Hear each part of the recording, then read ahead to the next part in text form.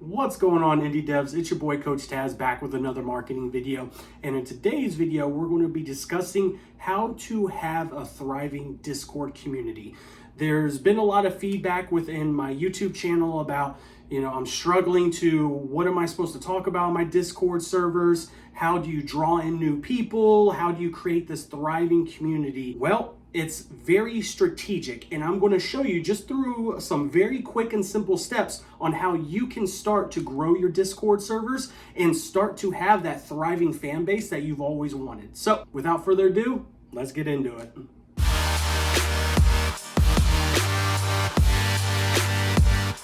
So tip number one is all about spoiling your very first members. When you're just starting out growing your Discord servers, obviously there's not going to be a lot of foot traffic. You're not on the level of a League of Legends, Apex, Overwatch, or whatever. So the chances are this is going to be a marathon, not a sprint for you. So you have to understand, patience comes first. And even if you're just drawing in 1 or 2 new members a week or even a month, then that's still progress. Even if you're moving at a snail's pace, progress is progress, so don't beat yourself up. But those very first diehard members that go into your Discord server, that try to see what your studio is all about, try to learn more about your game, make sure you set them above everybody else that comes, because these are going to be, hopefully, if they stick around, your OG members. So make sure that you're spoiling them as much as possible, giving them different Discord community badges, maybe give them specific roles in the community after some time passes, obviously, but make sure you're shouting out those members when they first join. You welcome them, you do an introductory question just so it starts to be a little bit less intimidating, and you spark that initial conversation that's so difficult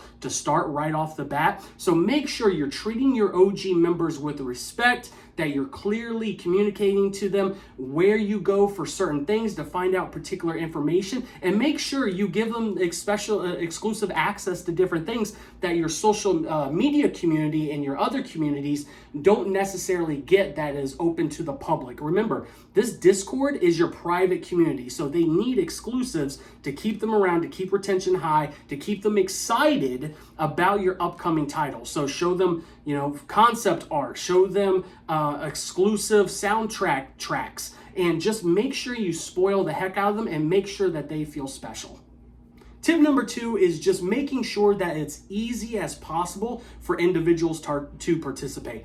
In today's world, where a lot of us are introverted, we've been locked up behind online servers and paywalls, and we've been locked away inside of our home offices, working remotely, and just our world has changed. It's not so much about us going out to these midnight game launches and having house parties, playing Halo or anything like that. Times have changed, and a lot of us, through those times changing over the last 20 to 30 years, we've become very closed off and private individuals, and that's okay. But when you are starting a thriving Discord community and you're trying to be authentic and create this excited fan base to hopefully generate excitement around your upcoming titles, you have to spark those conversations. You're going to be in the driver's seat here. So every single morning, make sure your community manager, or make sure you either schedules out posts through bots, even though at this level with such little members in the beginning, there's really no excuse for you not to log in first thing in the morning and just post a daily question.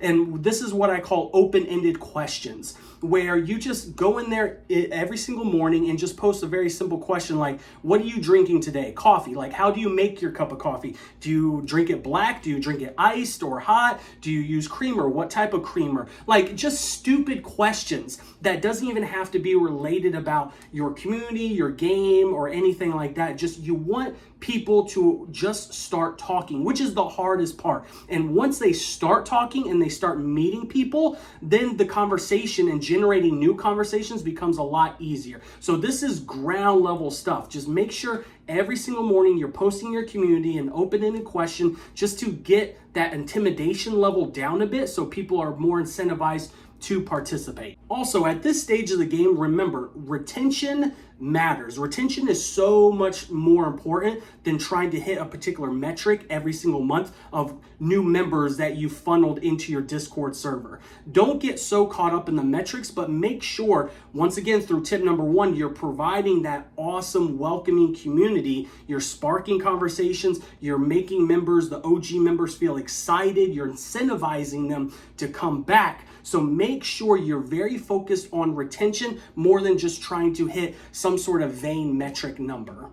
Another tip that I've given a number of different companies throughout the years is just the importance of doing community-focused events. Once again, this all goes back into people being introverted and you having to pop that bubble and just get people out of their safe spaces and just get them comfortable with talking with strangers.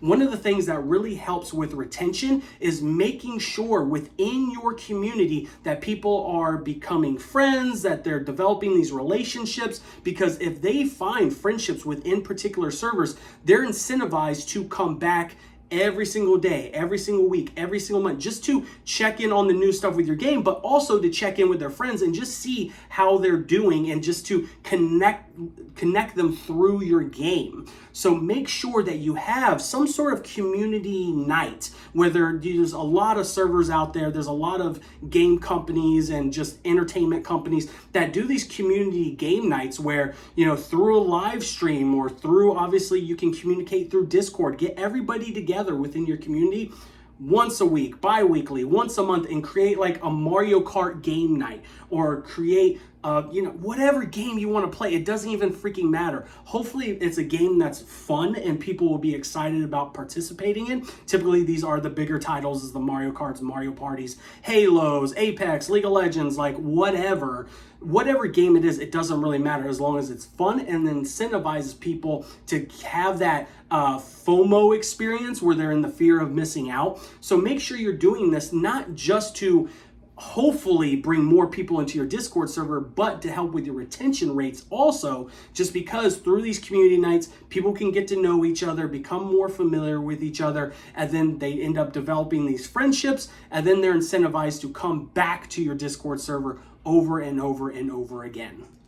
Now, tip number 3 is all about utilizing and leveraging your other platforms that you're on and making sure that your communication and the copy that you use in your social media accounts or your email or whatever, it's purposeful in making sure that you communicate to the public that this Discord server is fun and you're missing out on not joining. So this is all about cross-pollinating your different platforms that you're on and funneling everybody into your Discord server. When you have those community game nights, make sure that you're clipping videos, fun moments throughout the game night, and then you're uploading those to Twitter or X or TikTok. Make sure that you're uploading those fun and cool and wacky moments that your Discord server experiences from their members, and make sure you visually tell the world, hey, this place is fun. Like, you guys want to come join us on the next one. So once again, capitalizing on that FOMO, you're in the fear of missing out. Don't miss these fun moments that our members are having, because this is open to the public. You're more than welcome on joining us.